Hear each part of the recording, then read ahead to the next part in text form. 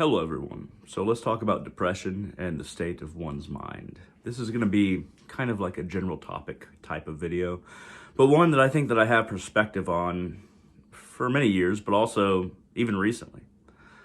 So I often, when I'm depressed, I often tell myself or speak to myself and say, getting out of this, let's say it's conditional. It's kind of conditional. It's also genetic, but it's kind of conditional. I often tell myself, there's so many people suffering in this world. All those, children, people with diseases, people in extreme forms of pain and suffering, people in concentration camps in North Korea.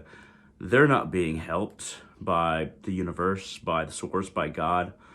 What chance is there for me to be helped?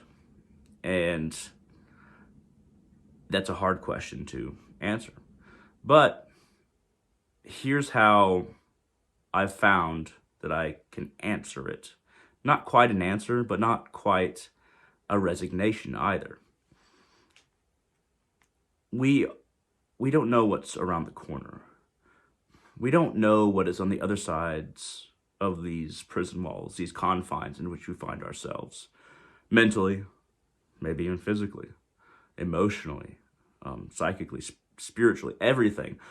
We only see the walls that are closest to us confining us, because within these walls is our world. It's our contained existence. We don't know, we can't feel, and can't completely understand what is just beyond the walls of our current confines.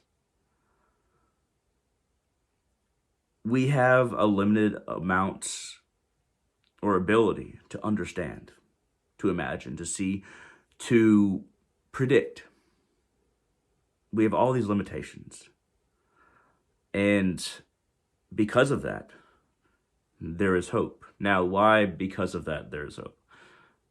We don't know all the things that can be better, that will come, that are better, that is just around the corner that we never imagined would exist. I can think of examples of various girlfriends or various spiritual realizations, even jobs or kind of pathways in my degrees. So many ways that my life has turned for the better. Let's say that it did get worse later on, then better, then worse. But all the ways that I felt like couldn't exist, that my life couldn't get better, it actually got better in those ways. I found a fulfilling relationship. It might have ended later, but I found it. And I couldn't have imagined that fulfilling relationship until I found it. Because I was so confined by the limitations, the loneliness, the isolation of my current reality, that a completely different reality with different factors never crossed my mind. It never became something that I could conceive of as being as good as it was or is. There are a lot of reasons to lose hope if you want to. There's a lot of reasons to keep hope if you want to. What I've noticed by observing my own mind in states of depression or hopefulness and positivity is that the information doesn't necessarily change. It's just how you look at it. If I want to have a fulfilling romantic relationship, one that, connects on a spiritual level, emotional level, and of course, physical level. And I focus on not having that, then that fills the emptiness of my concentration with the not having. When I'm positive, the emptiness that is my mind and my concentration becomes filled with imagining how to achieve that, how to move forward, imagining what my life could look like if everything was better. When we stop dreaming, we stop imagining a better future for ourselves or planning for a better future for ourselves. When we stop doing that, it's a sure sign that we are depressed or going to be depressed, going to be sad at the very least. We have to really observe our own minds, as weird as that sounds. Are you dreaming of a future? Are you planning for a future? Or is immediacy your only reality? And is that reality pleasant or not? Whether it's pleasant or not, it will lead to another state of uncertainty and even emotional pain. Because the happy mind, counter to a lot of teachings, is one that can dream of bigger things for itself, is planning for itself, and is looking forward to the realization of these plans and that dreaming. You have to make your reality bigger than the current moment in terms of planning to become something more.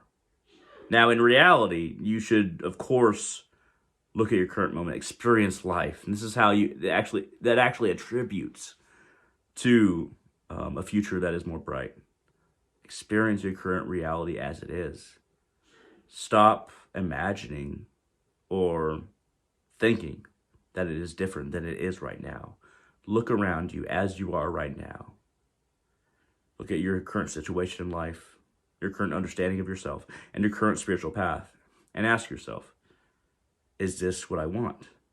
If it isn't, then put a new equation into the imagination engine and start becoming more. Start moving beyond.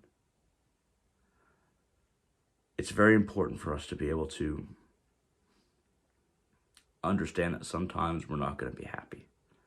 Sometimes we're going to be sad. Sometimes we're going to be depressed. Sometimes life isn't going to seem like it's worth living. But it is. And also, do you want your story, this person that you are, that's your story. Whoever you are right now, that is your story. Do you want your story to end with not having achieved happiness, achieved contentment, achieved completion? Do you want your story to have created sadness in the world at your death? Or hope and love for many years to come? How do you want to use this life that you have in your hands, this existence? Because no matter who dies, somebody's going to be sad. Let's say you don't know anybody. Nobody's going to be sad. You don't have any kids. You don't have any family. You don't have any friends. You will have made the permanent ending of yourself as a person the cap of suicide or complete degeneration into, killing yourself in every form but word or term. Make your story have a happy ending.